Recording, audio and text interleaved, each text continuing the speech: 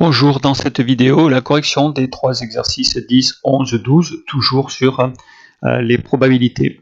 Alors, on tire au hasard une boule dans une urne contenant 20 boules. Indiscernable au toucher, c'est-à-dire que quand on la prend, c'est le hasard. Le résultat est le hasard. 20 boules, donc je ne relis pas.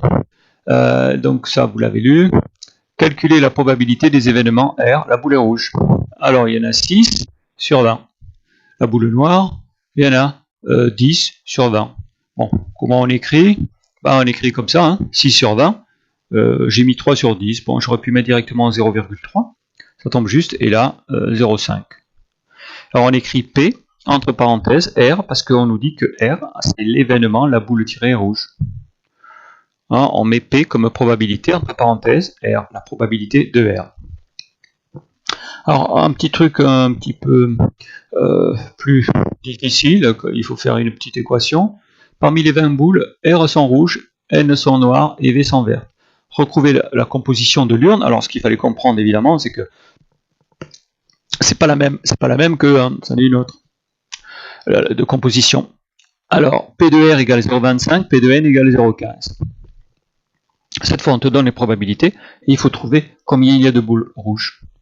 Alors, déjà, s'il y a 0,25, c'est un quart. Il y a un quart de boules rouges. Il y a 15% de boules noires sur 20. Alors, on pourrait faire 0,25 fois 20. Je crois que j'ai fait à peu près la même chose, mais en l'expliquant. P de R égale 0,25.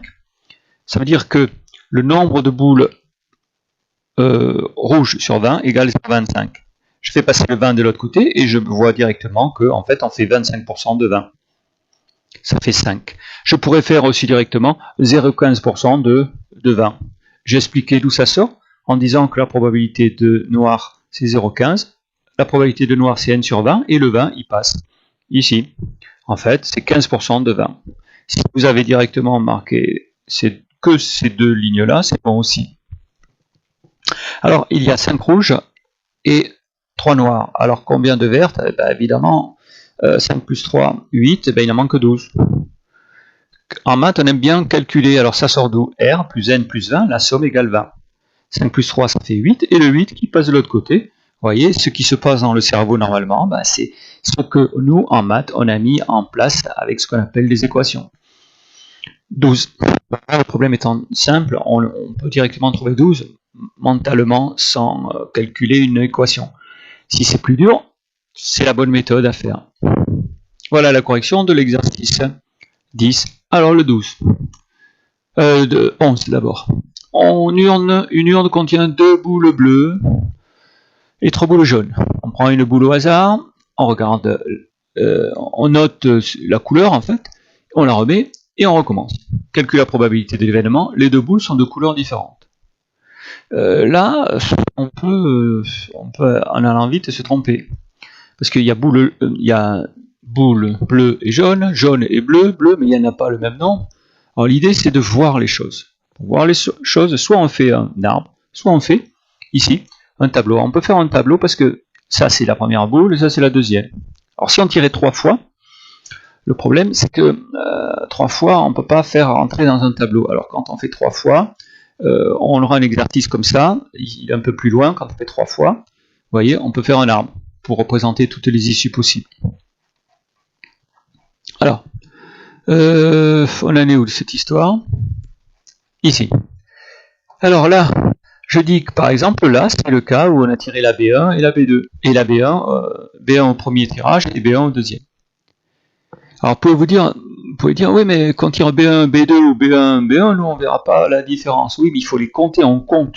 Et comme il y a 2 boules bleues, il y a 2 possibilités. En ayant tiré la boule bleue au premier tirage, il y a deux possibilités d'en tirer une autre, puisqu'on la remet. Donc il faut les compter en fait, même si on ne les voit pas. Alors j'ai mis ici différents. Et en fait, il y a combien de possibilités? Il y en a 5 fois 5, il y a 25 cases. Et combien on en compte de différents? Par exemple, jaune et bleu, la couleur est différente ici. Combien on en compte? 12. 12 sur 25, 0,48. Donc on a moins d'une chance sur 2 de tomber sur 2 boules de couleurs différentes. Alors, franchement, c'était pas évident.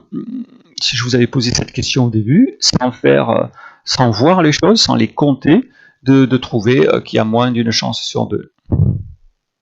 Donc, pensez à un tableau comme ça pour voir et compter les différents cas. Allez, on avance sur le 12. Alors le 12, il a l'air petit. On lance 2 dés cubiques bien équilibrés. On calcule la somme des deux faces. Par exemple, on tombe une fois sur 1, une fois sur 5, ça fait 1 plus 5, 6. Donner la loi de probabilité, cette expérience aléatoire. Alors qu'est-ce que c'est? C'est trouver toutes les issues possibles et donner leur probabilité. Alors les issues, la plus petite c'est 2, 1 plus 1. La plus grande c'est 12, 6 plus 6. Et on peut avoir entre 2 et 12. En déduire la somme la plus probable, c'est-à-dire si on joue à un jeu, on lance les 2 dés et vous devez parier sur une somme, qu'est-ce qu'il vaut mieux faire? Est-ce que c'est 2, 3, 4, 5 ou 12? On va essayer de répondre à cette question. Alors nous, ici, on fait pareil. Je fais pareil, sauf que c'est plus long. J'ai fait 1, 2, 3, 4, 5, 6, 1, 2, 3, 4, 5, 6, et j'ai fait la somme. Alors, il y a 36 possibilités. Par exemple, 3, 1, c'est une possibilité. 1, 3, ça n'est une autre. Il faut les compter. Il faut les compter, même s'il y aura 3, 1, il y a 2 possibilités. 1 pour le premier, 3 pour le second, ou le contraire. Alors, la loi de probabilité, ça va être sur 36 déjà. Là, je mets la somme, c'est-à-dire ce qui peut se passer, de 2 à 12. Là, je mets la probabilité. Obtenir 2, il n'y a qu'une fois sur 36. Il y a 36 possibilités, ça c'en est une. Il y en a 6 fois 6 de possibilités. 3, il y a 2 possibilités. Et bon, vous compterez comme ça avec le tableau. J'ai rempli donc. Et si je fais la somme de tout ça, ça fait 36 36, ça fait 1. Ça, c'est pour voir si j'en ai pas oublié un. Alors, le plus probable, c'est lui. C'est 7.